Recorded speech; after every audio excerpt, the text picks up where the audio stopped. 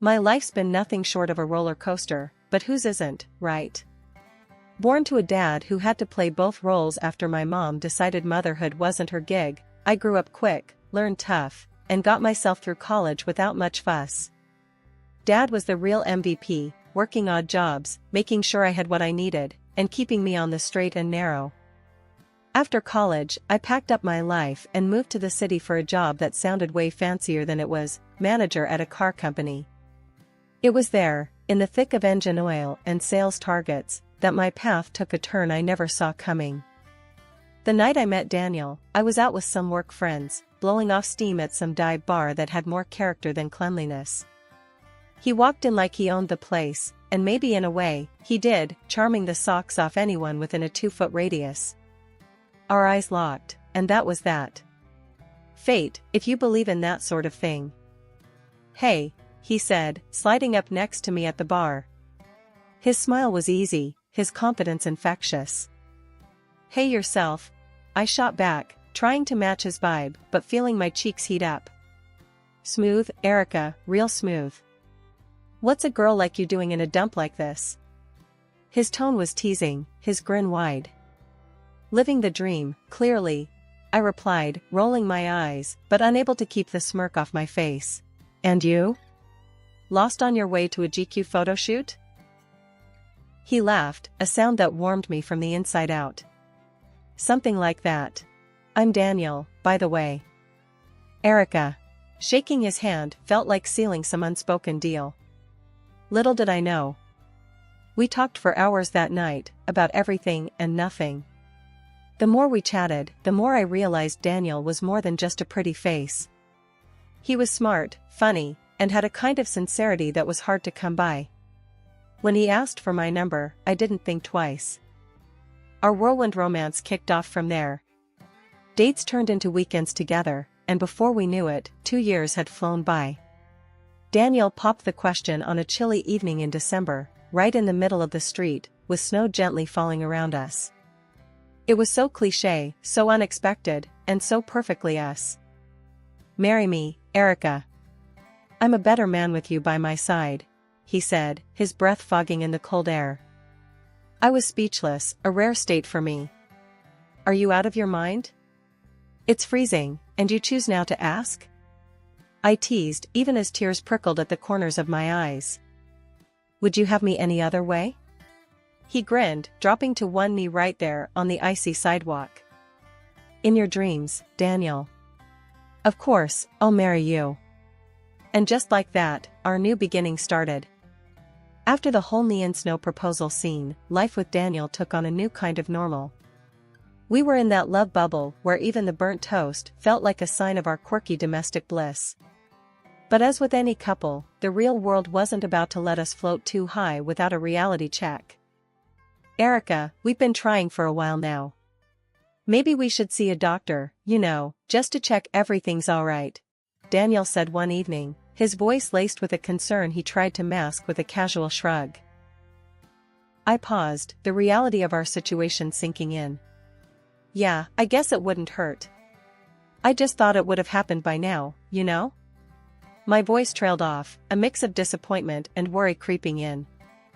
The tests were a blur of clinical words and sympathetic smiles. "Everything seems in order, but these things can sometimes take time," the doctor had said, offering a reassuring pat on the shoulder that felt more patronizing than comforting. Months turned into a year, and the strain began to show. Not just on me, but on us. Daniel was trying to be supportive, but the disappointment each month was a heavy silence we both carried. One night, after yet another negative test, Daniel found me on the couch, staring blankly at the TV, not really seeing anything. "Hey," he said softly, sitting down beside me and taking my hand. "Talk to me, Erica." I sighed, the weight of our struggles pressing down on me. "What if it never happens, Daniel? What if we can't have a baby?" Daniel squeezed my hand, his eyes meeting mine with a fierceness I hadn't expected. "Then we'll figure it out. Together. We always do." But I refused to believe that. "We're going to have a family, Erica, no matter what it takes." His words were a lifeline, pulling me back from the edge of despair. I love you, Daniel. I just hate seeing you disappointed. Disappointed? Erica, the only disappointment is seeing you this upset. We're in this together, remember? Screw everything else. And then, when we least expected it, the impossible happened. I was late, but not in the way I'd grown accustomed to each month, with a sinking heart. This time, hope flickered to life, cautious and fragile. Daniel, I called out, holding the pregnancy test in shaky hands. Can you come here? He appeared in the doorway, his expression a mix of curiosity and concern. What's up? I held out the test to him, the positive sign glaring back at us in bold defiance of all the months of heartache. We're going to have a baby, I whispered, disbelief and joy mingling in my voice. Daniel's reaction was immediate and overwhelming. He scooped me up in his arms, spinning me around as he laughed, a sound so pure and full of happiness it brought tears to my eyes. I told you, Erica. I told you we'd make it happen. His voice was triumphant, his hold on me tight and reassuring. That night, we celebrated, just the two of us, talking about the future, our dreams for our child, and how we couldn't wait to meet the little person who had already changed our lives. Quitting my job wasn't an easy decision, but Daniel was pretty adamant about it. Babe, we need you focusing on the little one. We'll manage. I'll take care of everything else, he'd said, his tone leaving little room for argument. I knew he meant well, wanting to provide for us and ease my burden, but the reality of my days, filled with sickness and exhaustion, was far from what I'd imagined. Mornings were the worst. I'd wake up, run to the bathroom, and barely make it back to bed before the exhaustion hit me like a truck. It wasn't just the nausea, my whole body felt like it was rebelling against me, swelling up and aching in places I didn't even know could ache. Daniel, can you grab me some crackers? I'd call out weakly, hoping to stave off another wave of nausea. But more often than not, Daniel was already out the door, his second job eating up all his time. The few times he was home, I could barely keep my eyes open, let alone maintain a conversation. You're always sleeping, he'd snap, his patience wearing thin. Don't you care about anything else anymore? His words stung, adding guilt to the cocktail of discomfort I was already dealing with. I'm trying, I'd whisper back, tears welling up in my eyes. You think I enjoy this? Our arguments became more frequent, each one leaving a bitter taste and widening the gap between us. The joy of expecting our first child was overshadowed by the strain it put on our relationship. Daniel's late nights and my physical woes had us living like strangers under the same roof. One night, as I lay on the couch, too tired and sore to move to the bed, Daniel came home later than usual. The sound of the door slamming jolted me awake, my heart racing. Another long night? I asked, my voice hoarse from disuse. What do you think? He retorted, his voice sharp with exhaustion. Someone's gotta pay for all this, he added, gesturing vaguely around our small apartment. I bit my lip, holding back the tears. I miss you, Daniel. We hardly talk anymore. He sighed, running a hand through his hair, a gesture I knew meant he was stressed. Erica, I'm doing the best I can here. I don't know what you want from me. I want us back, I said softly, the loneliness in my voice echoing in the silence that followed. With Daniel working all hours and me trying to prep for our baby girl's arrival, things were tense. His folks, though, were a godsend. Living just a short drive away, they'd pop over often, helping out however they could. His mom, Linda, was particularly amazing, taking the lead on throwing a baby shower that was nothing short of spectacular.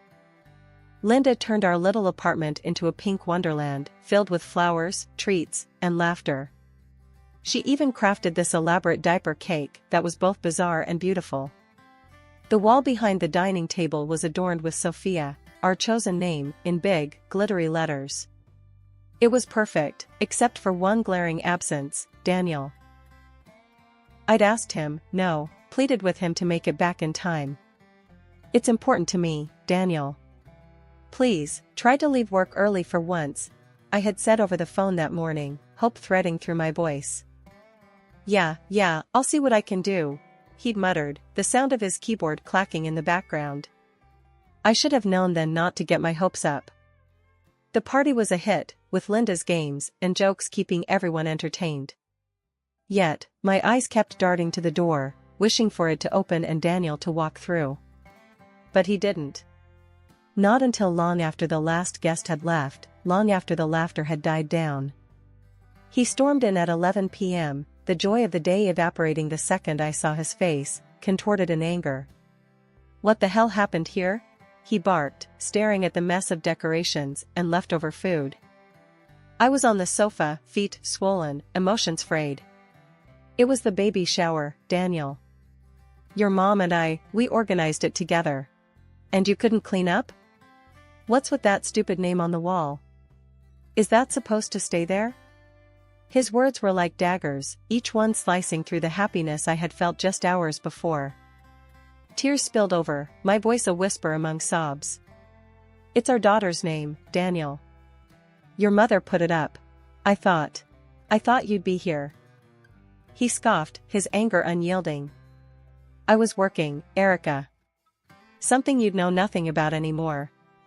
With that, he stormed off to the bedroom, leaving me alone, drowning in a sea of pink and tears. The next morning was as if the night before had never happened. Daniel left for work without a word, the tension thick enough to cut with a knife.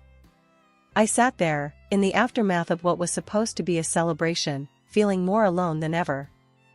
Linda came by later, her face falling as she took in the scene and my red-rimmed eyes. He didn't make it, did he? It wasn't a question. It was an acknowledgement of a painful truth. I shook my head, unable to find the words. She sighed, her disappointment in her son palpable. I'll talk to him, Erica. This isn't right. But I knew deep down that no amount of talking would fix what was broken. Daniel had drifted so far from us, from me, that I wasn't sure he could find his way back. The day our daughter, Sophia, came into the world, it was just me and the buzz of my phone. I texted Daniel right after she was born, a simple message bursting with the biggest news. You're a dad. Sophia's here. But all I got back was silence, even though I saw he'd read the message. It was like shouting into a void, expecting an echo that never comes. Leaving the hospital, my in-laws were the ones by my side, not Daniel. They were angels, honestly, helping with everything from the car seat to setting up a little nest for Sophia back at home. You just focus on being a mom, Erica. We've got the rest. Linda, my mother-in-law, assured me with a warm smile that made things a little less heavy. When Daniel finally did show up, days later, his awkwardness around Sophia was like a wall between us. I don't think I should hold her. I might do it wrong, hurt her or something, he muttered, staring at his own daughter like she was a stranger. I tried to keep the peace, keep things light. It's not rocket science, Daniel. You won't break her. Here, just support her head, I said, gently offering our daughter to him. But he just backed away, shaking his head. Nah, better not. I'm all thumbs, remember? His attempt at a joke fell flat, leaving a sour taste. It was clear it wasn't just clumsiness holding him back, he didn't want to hold her, be near her. Things didn't get better. Nights were the hardest. Sophia, like any newborn, kept us up at all hours. But instead of pulling together, Daniel pulled away. One night, after a particularly rough round of crying, he announced, I can't do this. I need sleep for work. I'll be in the spare room. Just like that, then? You're bailing on us? I couldn't hide the bitterness in my voice, holding Sophia close, feeling more alone than ever. It's not like that, Erica. I need to function, alright? And with that, he left our room, the gap between us growing wider with every step he took away. Days turned into weeks, and Daniel's visits to our bedroom became less and less frequent, until they stopped altogether. Our conversations were brief, functional, avoiding the elephant in the room, his absence, his detachment, and the growing distance between us, not just as parents, but as a couple. One evening, I tried again, hoping to bridge the gap for Sophia's sake. "She's changing every day, Daniel. Doesn't that mean anything to you?" I asked, hoping for something, anything, that showed he cared. He looked tired, worn down, but there was a flicker of something in his eyes when he glanced at Sophia. "Of course, it does, Erica. I'm just not cut out for the baby stage, I guess." "It's not a stage, Daniel. It's our life now," I replied, feeling the weight of our new reality pressing down on us both. Life with a newborn was no joke. Sophia was an angel by day, but turned into a party animal by night, crying and fussing till the sun came up. I was running on empty, looking more like a walking ghost than a new mom. Self-care was a distant memory, and all I dreamt about was sleep. One evening, as the clock ticked past our usual dinner time, I realized I hadn't even thought about cooking. Daniel came home, tired and hungry, to find the kitchen empty and me, half asleep with Sophia in my arms. "What's this? Where's dinner?" he barked, his voice echoing off the walls, filled with frustration. I blinked back, tears, exhaustion making it hard to form a coherent response. I didn't get to it. Sophia was up all night, and what? You're home all day, Erica. How hard can it be to throw something together?" His outburst cut deep, each word a reminder of how far we'd drifted from each other. This became our new normal, Daniel complaining about the lack of cooked meals, the untidy house, and how I was always too tired. His words stung, leaving me feeling inadequate and alone. One day, after a particularly harsh criticism, I reached out to Linda, spilling everything that had been happening. "Daniel just doesn't understand. I'm trying, but it's never enough," I confessed over the phone, the dam of my emotions breaking. "Oh, honey," Linda's voice was a mix of anger and sympathy. "He has no right to speak to you like that. You're doing your best. I'll have a word with him. And don't you worry, I'll help you out with the dinners."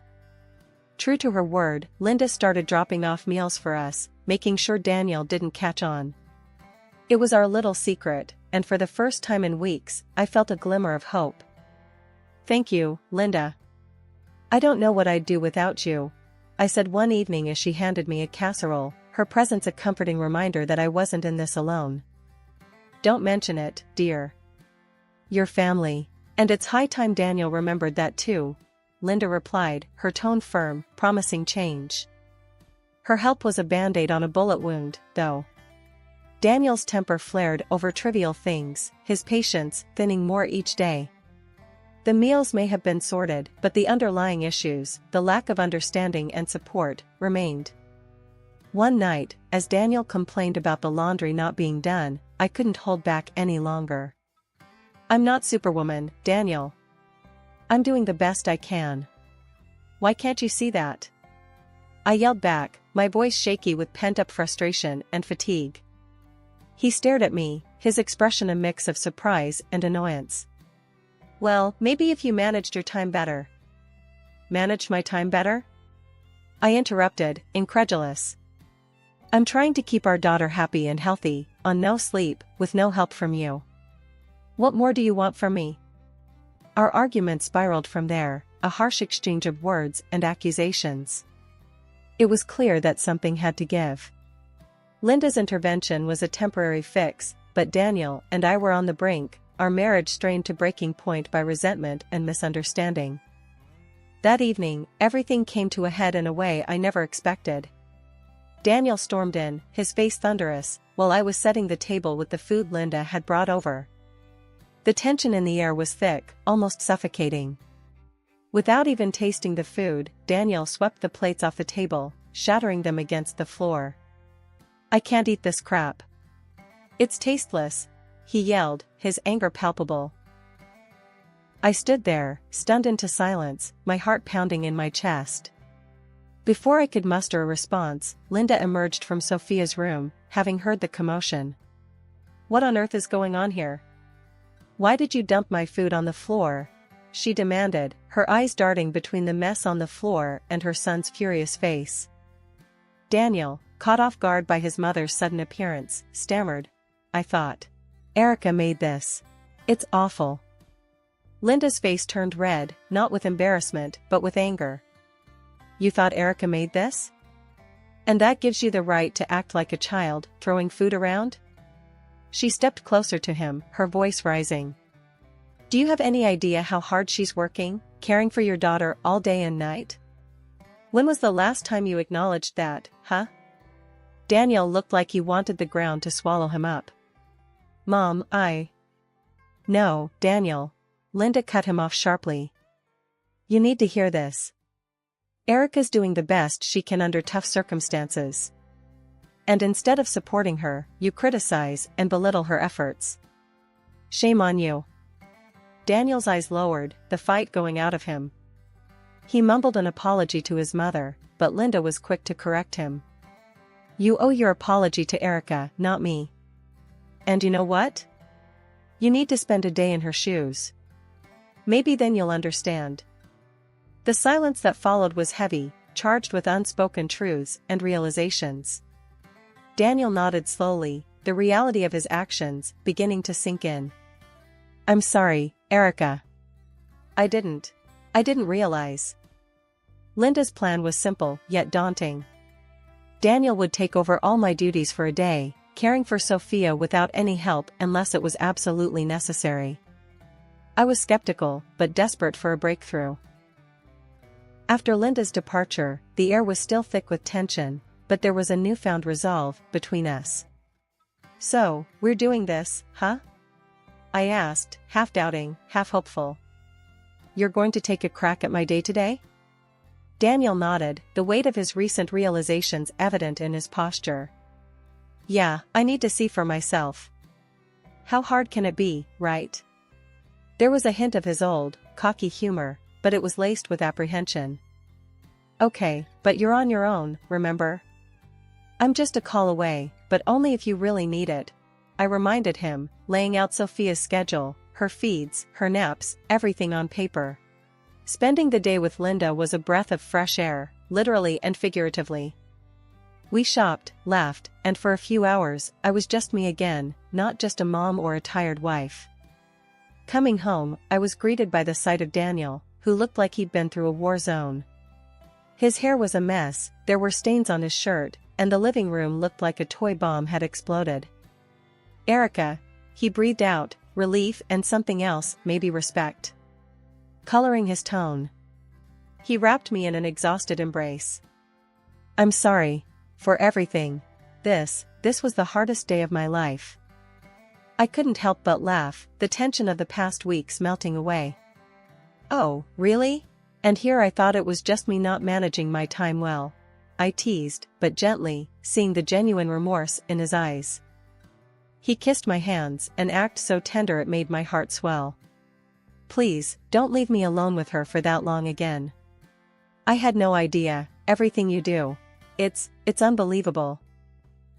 After that day, things started to shift between us.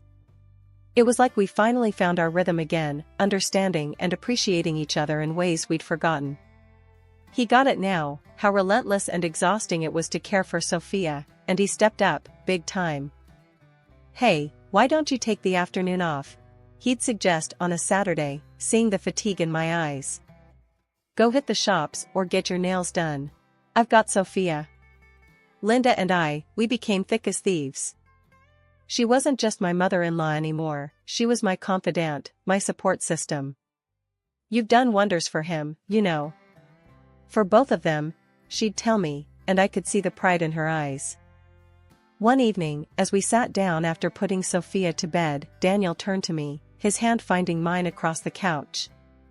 I was thinking, maybe it's time for you to focus on what you want again. You've been talking about going back to work, right? I nodded, surprised. Yeah, but I didn't want to just spring it on you.